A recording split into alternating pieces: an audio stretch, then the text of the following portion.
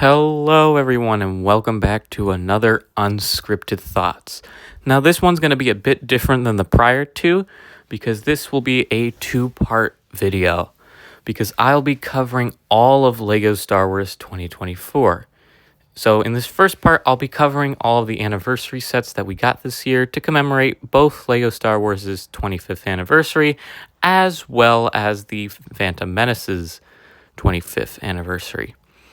And then in the second part, which hopefully should release sometime soon after this video gets posted, I'll talk about all the other sets that came out during the year that aren't officially tied to the 25th anniversary. So without wasting any more time, let's get right into the anniversary sets. First off, I want to say the Starship collection is by far the best of the 25th anniversary sets in my eyes, give or take a few exceptions.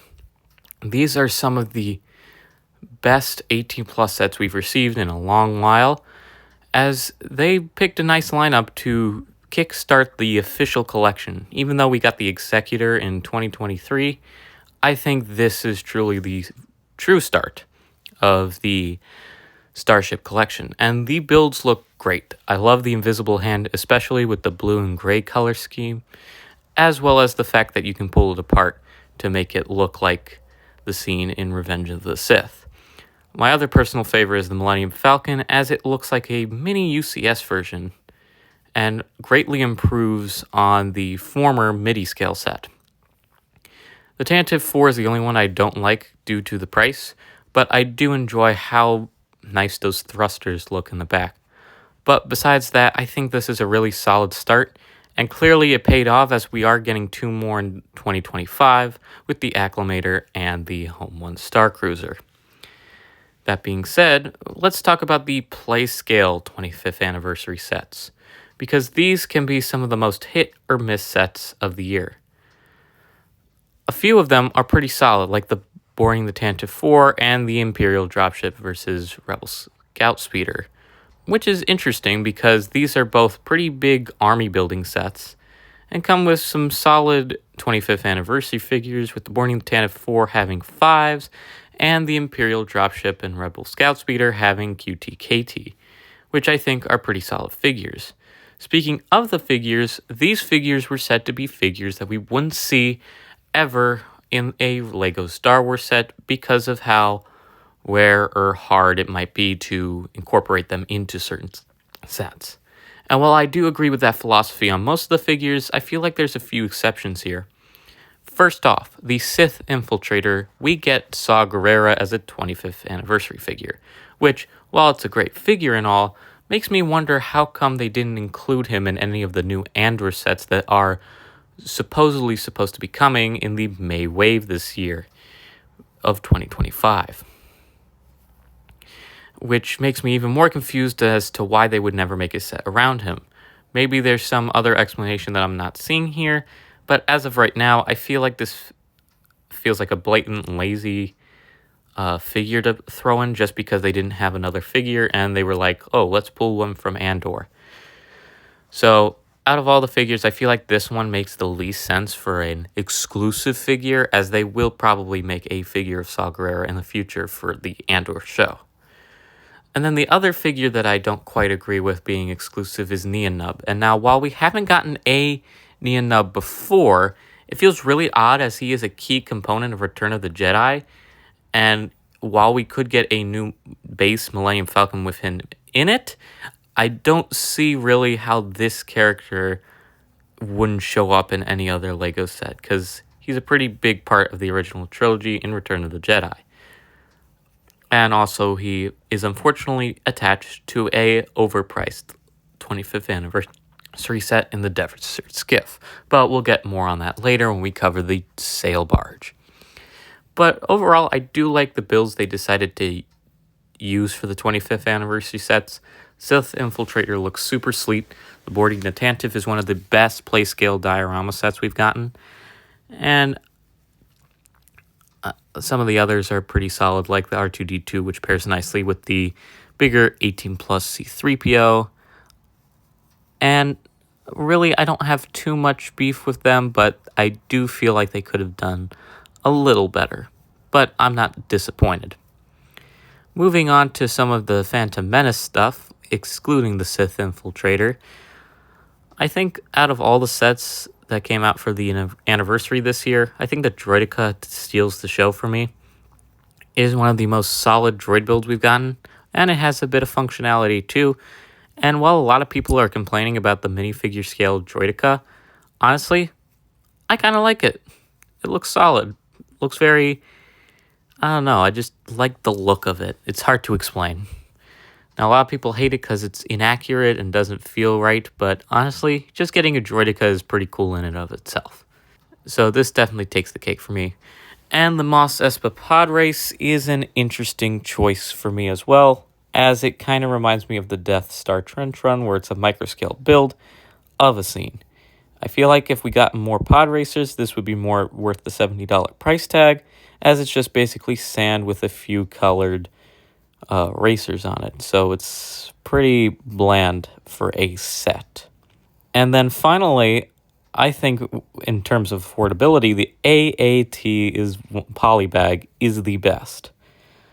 It is a nice clean build with only 2 studs showing a nice cannon, and it's really proportional, and it could fit in a lot of microscale builds and whatnot. So honestly, I would highly suggest you pick up this tank before it retires, as I have a feeling this will be one of the few polybags to go up very much in price due to it being an anniversary polybag, as well as one of the cleanest looking polybags. Moving on, let's talk about some of the bigger 18 plus sets of the year. Starting with C-3PO, this is in the same line as Chewbacca and the other buildable characters, and honestly I feel like having a droid as one of these bigger $200, $150 line of sets really helps. And I like that the stand has a bit of sand on it to reflect that it's Tatooine, and the amount of posability on C-3PO is a huge upgrade from the Chewbacca we got in 2023. I do like that they used a lot of gold pieces to convey his actual color of gold. And honestly, for a display piece, this is really nice. And I do love that the minifigure is completely printed with accurate leg printing and arm printing. And it's a shame we didn't get the same quality in the same barge, but oh well. I think it is more than justified for $130. And this is possibly going to be one of the best buildable characters to have in any collection. Moving on, we have the UCS TIE Interceptor, my possible favorite set of the year, as it looks super sleek and has a daggered-like shape to it, which leads it to it being a menacing yet and also imposing build. We also get a nicely printed TIE pilot with some nice arm printing on the sides and a little mouse droid for fun.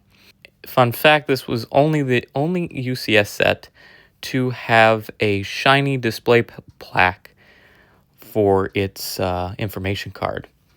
And I think that also makes it a little more valuable to me, as a lot of people hated it, but I do like how it creates a more sleek look with the other bricks.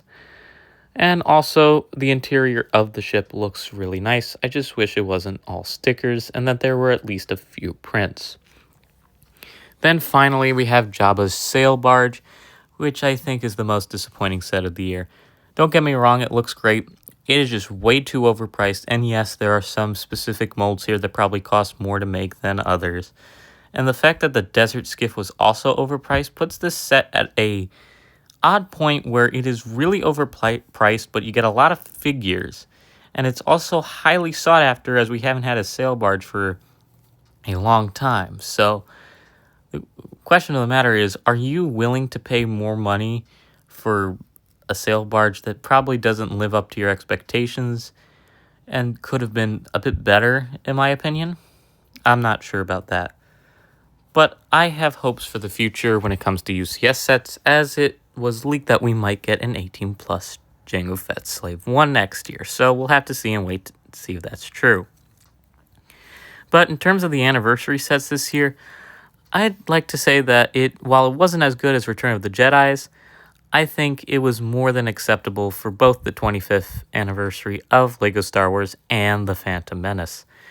And while they could have done more for The Phantom Menace, I think this is just one of those unfortunate scenarios where, like the 20th anniversary, it just kind of got lumped in with a second thought. And I feel like it would do better if we didn't treat The Phantom Menace in LEGO Star Wars Anniversary and rather gave it its own sets at its own time, rather than being lumped in with something that it shouldn't. This is possibly one of the fastest times I've gone through an unscripted video, solely because there is a lot to talk about and so little time to talk about it. But honestly, in terms of LEGO Star Wars, I feel like this year was one of the strongest, at least in terms of diversity in their sets.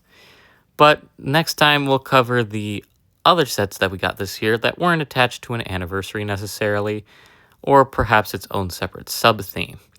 And I think that'll be an interesting one to tackle, as I believe this year had some good other sets besides anniversary ones. Well, that's it for this Unscripted Thoughts. I hope you guys enjoyed. Make sure to like, comment, and subscribe your thoughts on the LEGO Star Wars 2024 year, and I'll see you guys next time.